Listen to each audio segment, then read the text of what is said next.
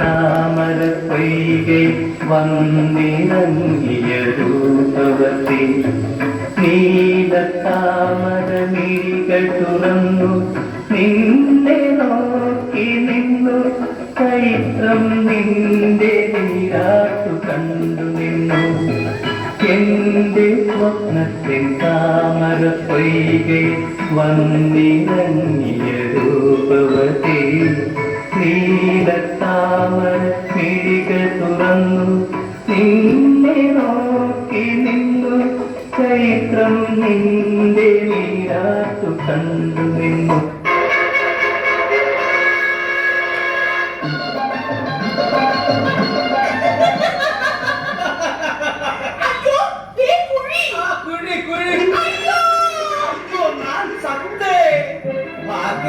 എനിക്കൊന്നും പട്ടിയില്ല, നിനക്കോ? പാവകെട്ടിനുള്ളപ്പോൾ എനിക്കെന്തിനാണ് വേറെ പട്ടി? നല്ല ഫലിതം. സരോജ, സൗന്ദര്യം കൂടുതലുള്ള പെണ്ണുങ്ങളെ സ്നേഹിക്കാൻ പാടില്ല എന്ന് എന്റെ അമ്മാവൻ പറഞ്ഞിട്ടുണ്ട്. അതെന്താണ് ബാബുവേട്ടം? കാരണം തെളിഞ്ഞ വെള്ളം കണ്ടാൽ കുളിക്കാൻ ഒരുപാട് പേരുണ്ടാകും അത്രേ. സരോജ, ഞാൻ എന്താണ് കാണുന്നത്? സോറി. അതിന് നീ തെറ്റൊന്നും ചെയ്തില്ലല്ലോ, പിന്നെന്തിനാണ് സോറി പറയുന്നത്? സോറി പറഞ്ഞതല്ല ഞാൻ, പിന്നെ ചൊറി എന്ന് പറഞ്ഞതാണ്. എന്നാൽ ഞാനൊന്ന് കാണട്ടെ. നീ നോക്ക്, പണ്ട് സ്കൂളിൽ പഠിക്കുന്ന സമയത്ത് വന്നതാണ് ഈ ചൊറി. എന്നാലും ഞാനൊന്ന് കണ്ടോട്ടെ. ഇവിടം വരെയും അത് പടർന്നു പോയി. കുറച്ചും കൂടി കാണട്ടെ. നീ നോക്ക്, സ്വല്പം കൂടി കാണട്ടെ. ഇവിടെ എത്തിയപ്പോഴേക്കും എന്റെ ചൊറി അങ്ങ് തീർന്നു. സോറിക്ക് തീരാൻ കണ്ട ഒരു സ്ഥലം. ബാബുവേട്ടൻ ഇത്രയും നാളും എവിടെയായിരുന്നു? ഇങ്ങോട്ട് കാണാനേ ഇല്ലായിരുന്നല്ലോ. ഞാനങ്ങ് ചെക്കോസ്ലോവാക്യയിലായിരുന്നു. കള്ള. എങ്കിൽ ചെക്കോസ്ലോവാക്യയുടെ സ്പെല്ലിംഗ് ഒന്ന് പറയൂ. പറ്റിച്ചേ, ഞാനങ്ങ് ഗോവയിലായിരുന്നു. മിണ്ടില്ല. പിണങ്ങല്ലേ സരോജം? മനസ്സമ്മതം തന്നാട്ടെ മധുരം കിള്ളി തന്നാട്ടെ മറപ്പതിനീടുകാരി വിരുന്നുകാരി വിരുന്നുകാരി. മനസ്സമ്മതം തന്നാട്ടെ മധുരം കിള്ളി തന്നാട്ടെ മധുരപ്പതിനീടുകാരി വിരുന്നുകാരി വിരുന്നുകാരി.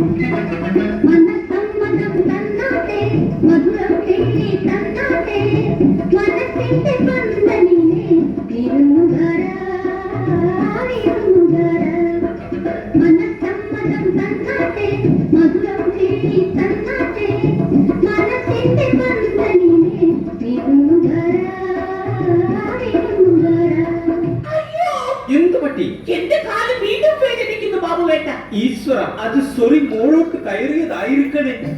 ബാബുവേട്ട, എന്റെ കാല് വല്ലാതെ വേദനിക്കുന്നു. എന്തോ കടിച്ചെന്ന് തോന്നുന്നു. അതുപോലെ പാമ്പോ മറ്റോ ആയിരിക്കും. അയ്യോ, എനിക്ക് നന്നായിട്ട് വേദനിക്കുന്നേ. അയ്യോ, സാധാരണ കുഞ്ഞെന്തിനാ കരയുന്നത്? സത്യം പറയണ, എന്റെ മുതലാളിയുടെ കുഞ്ഞിനെ നീ എന്താ ചെയ്തത്? ഞാനൊന്നും ചെയ്തില്ല. അപ്പൊ പിന്നെ കുഞ്ഞെന്തിനാണ് മൂങ്ങുന്നത്? അതെ, എന്റെ കാലിൽ എന്തോ കടിച്ചു ചന്ദ്രശേഖര മാരാരെ. ഈ ബാബുവേട്ടൻ പറയുന്നു അത് പാമ്പ് കടിച്ചതാണ്.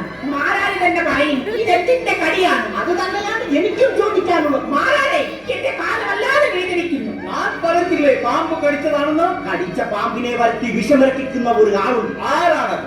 എന്റെ അച്ഛൻ. എങ്കിൽ അച്ഛനെ വിളിക്കുന്നു. അച്ഛൻ പാമ്പ് കടിയേറ്റ് സത്തുപോയില്ല. അങ്ങനെയെങ്കിൽ കടിച്ച പാമ്പിനെ വിളിച്ചു വരുത്തി വിഷമിറക്കി കൂടായിരുന്നോ? അങ്ങനെ വിളിച്ചു വരുത്തിയപ്പോഴല്ലേ സത്തുപോയത്? അതെങ്ങനെ? അച്ഛനെ കൊത്തിയതൊരു നീർക്കോലി, വിളിച്ചു വരുത്തിയതോ ഒരു രാജവെമ്പാളയെ. പിന്നെ എങ്ങനെ സാകാതിരിക്കും?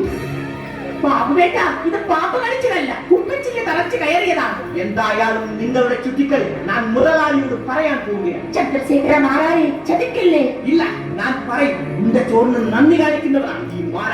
മിസ്റ്റർ മാറ, ഇത് പറയാതിരുന്നാൽ അങ്ങ് ബാംബെയിൽ താങ്കൾക്ക് ഞാനൊരു ജോലി തരപ്പെടുത്തി തരുന്നുണ്ട്. ഓഹോ, നിനക്കെന്താ ജോലി? എനിക്ക് ജോലിയൊന്നുമില്ല. എന്നാൽ ആ ജോലി നീ വാങ്ങിയെടുത്തു. ഞാൻ പോയി എന്റെ ജോലി ചെയ്യട്ടെ. എന്തു ജോലി? പാറ വെക്കൽ. സരോജം, അതാരാ? മാറാരാ? മാറാരാരാ? കാര്യസ്ഥൻ. ഇനി എന്തൊക്കെ കൂലികൾ നടക്കുമോ എന്ന്.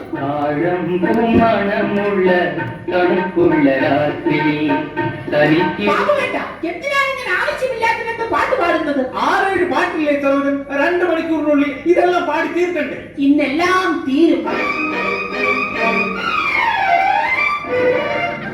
അങ്ങോട്ടേ, അങ്ങോട്ടേ. എന്താണടാ? അയ്യോ, അങ്ങൊന്നും കൂന്തേ എന്ന് വിളിക്കാൻ നിനക്ക് നല്ല ശബ്ദം. രഹസ്യം പറയുമ്പോൾ എന്താണ് ശബ്ദമില്ലാത്തത്? നമ്മുടെ സരോജിനി കുഞ്ഞ് പിഴച്ചു പോയി മുതലാളി. ചന്ദ്രശേഖര മാറാറെ, നീ എന്താണ് കുഴപ്പുന്നതെന്ന് നിനക്കറിയാമോ? മുതലാളി, ഇവിടത്തെ സരോജിനി കുഞ്ഞും അളവലാതി ബാബുവും പൂന്തോട്ടത്തിൽ പാട്ടും പാടി രസിക്കുന്നത് ഞാനെന്ന ഈ കണ്ണനെ കൊണ്ട് കണ്ടു മുതലാളി. മുതലാളി എന്തിനായി എന്നെ തല്ലിയത്? കണ്ട മാത്രയിൽ അവരെ പിടിച്ച് കെട്ടിക്കൊണ്ട് വരാമായിരുന്നില്ലേ നിനക്ക്? അയ്യോ, മുതലാളിയുടെ മകളെ ഞാൻ കെട്ടുക എന്ന് പറഞ്ഞാൽ ധിക്കാരി. പാട്ടുപാടാൻ ബാബുവും അടികൊള്ളാൻ മാറാറും. സരോജിനി, നിൽക്കവിടെ. അതൊക്കെ നാട്ടുകാർ കേട്ടാൽ ഉറച്ചു നിന്ന് അന്തസ്സ. അന്തസ്സും ആഭിജാത്യവും പാരമ്പര്യവുമുള്ള തറവാടാണിത്. നിന്നെ പ്രസവിച്ച് എന്റെ കൈകളിൽ ഏൽപ്പിച്ചിട്ട് കളവക്കാരൻ സുകുമാരന്റെ കുഞ്ഞാണിത്. നിങ്ങൾ ഇതിനെ വളർത്തണമെന്ന് പറഞ്ഞ് എന്നേക്കുമായി നിന്റെ അമ്മ എന്നെ വിട്ട് തെക്കും ഭാഗത്തെ തെങ്ങിൻ തൊപ്പിൽ കിഴക്കാമെന്ന വാസുവിനോടൊപ്പം ഒളിച്ചോടിയപ്പോഴും ഈ തറവാടിന്റെ അന്തസ്സ് ഒരു പടി ഉയർന്നിട്ടേ ഉള്ളൂ. അറിയാമോ സരോജം? അച്ഛാ, ബാബുവിനെ മാത്രമേ കിട്ടിയുള്ളൂ നിനക്ക് പ്രേമിക്കാൻ. അച്ഛൻ ഇനി ഒരക്ഷരം ബാബുവിനെ കുറിച്ച് വിട്ടുപോകരുത്. എനിക്കൊരു ജീവിതമുണ്ടെങ്കിൽ അത് ബാബുവേട്ടനോടൊപ്പം മാത്രമായിരിക്കും. സരോജം, മോൾക്കൊരു കാര്യമറിയാം. എനിക്കറിയാം. അറിയാമെങ്കിൽ പിന്നെ ഞാനെന്തിനു പറയണം? നാശം, ഈ തറവാട്ടിൽ തന്നെ വന്ന് ജനിച്ചു പോയല്ലോ ഭഗവാനെ. അപ്പോൾ കാര്യങ്ങൾ ഇതുവരെയായല്ലേ?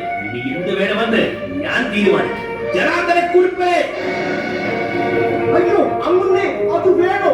വേണം. അതിനു വേണ്ടിയാണ് ഞാൻ നാരായണ ചോറ് കൊടുത്ത് അവനെ തീറ്റിപ്പോറ്റി വളർത്തുന്നത്. ജനാർദ്ദനക്കുറിപ്പിലൂടെ വന്നാൽ ഇവിടെ ഒരു ശവം വീഴും മുതലാളി. വീഴണം, അതെനിക്ക് കാണണം. ജനാർദ്ദനക്കുറിപ്പേ,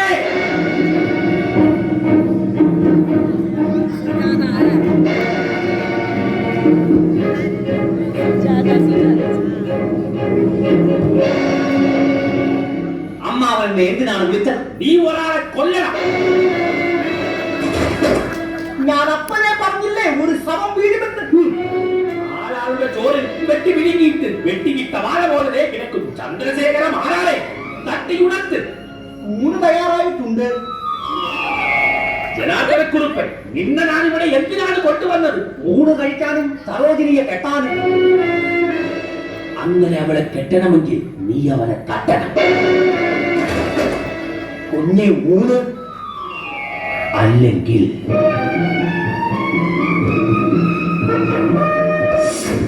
6 മാസങ്ങൾക്ക് ശേഷം മഴയുള്ള ഒരു രാത്രി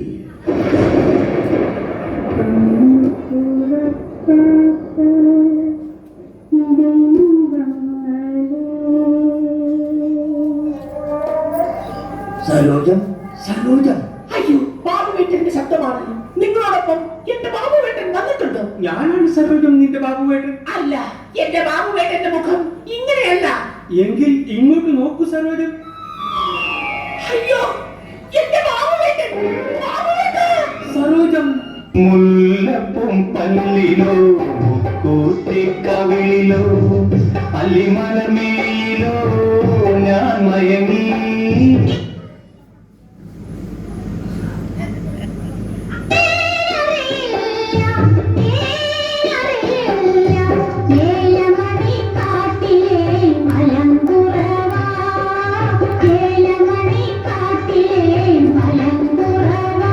മുല്ലപ്പും പല്ലിലോ കൂട്ടിക്കവിളിലോ അല്ലിമലമേയിലോ ഞാൻ മയങ്ങി.